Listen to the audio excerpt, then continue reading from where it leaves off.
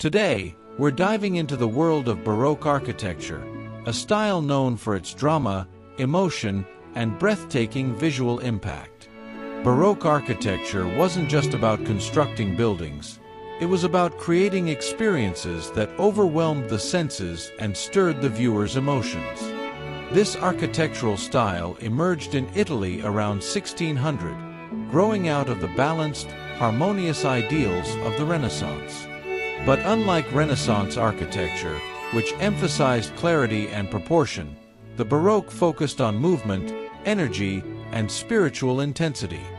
This shift was deeply influenced by the Catholic Counter-Reformation, a movement in which the Church sought to reassert its influence and inspire faith through art and architecture. By making buildings grand, emotional, and visually spectacular, the Church aimed to communicate power and divine presence. As the style spread across Europe, to France, Spain, Austria, Germany, and later into the Americas, it adapted to local tastes and cultures. In France, Baroque became a symbol of royal power. In Spain and Latin America, it grew even more ornate. In Central Europe, it took on dramatic theatrical qualities.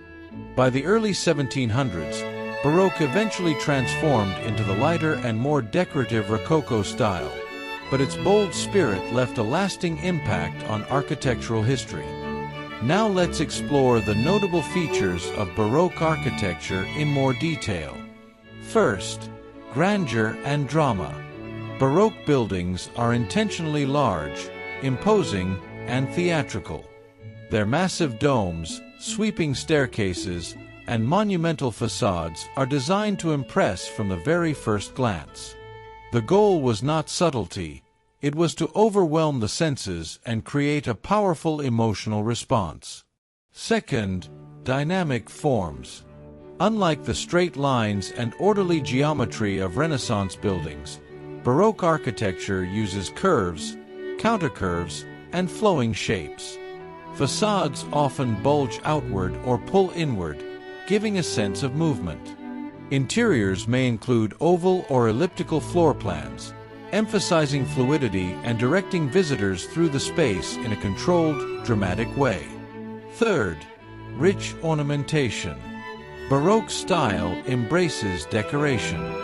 Buildings are filled with elaborate stucco work, sculptural figures, twisting columns, decorative moldings, and gilded details. Every surface, walls, ceilings, altars, and even staircases, is treated as an opportunity for artistic expression. This richness was meant to reflect both divine glory and earthly magnificence. Fourth, dramatic use of light. Light in Baroque architecture is not just illumination, it is a design tool. Architects used contrasts of brightness and shadow to highlight certain features, create mood, and lead the viewer's eye. Hidden windows might shine light onto sculptures or altars, making them glow as if touched by a divine presence. These effects intensified the emotional and spiritual experience of the space. Fifth, illusionistic ceiling paintings. Using techniques like perspective and foreshortening, artists painted ceilings that appeared to open upward into the heavens, filled with angels, clouds, and divine light. This created the illusion of infinite height and helped dissolve the boundary between the earthly and the celestial. And finally, integration of the arts. Baroque architecture brings together architecture, sculpture, painting, and sometimes even music into one unified, immersive experience. Spaces were designed so that every element, columns, sculptures, altarpieces, and frescoes, work together to tell a story or convey spiritual meaning. To understand the style even better, here are some notable examples of Baroque architecture. A St. Peter's Basilica in Vatican City, especially Bernini's magnificent colonnade that embraces visitors like open arms. Its vast interior, enormous dome, and lavish decoration embody Baroque grandeur. At the Palace of Versailles in France, a masterpiece of Royal Baroque built to showcase the absolute power of King Louis XIV. The Hall of Mirrors, grand gardens, and endless ornamentation reflect the height of Baroque luxury. The Church of the Gesù in Rome, one of the earliest Baroque churches, which set the model for dramatic interiors, richly decorated chapels, and awe-inspiring frescoes. A St. Paul's Cathedral in London, designed by Sir Christopher Wren, blending English restraint with Baroque drama. Its massive dome, geometric clarity, and richly decorated interior make it one of the most iconic churches in Europe.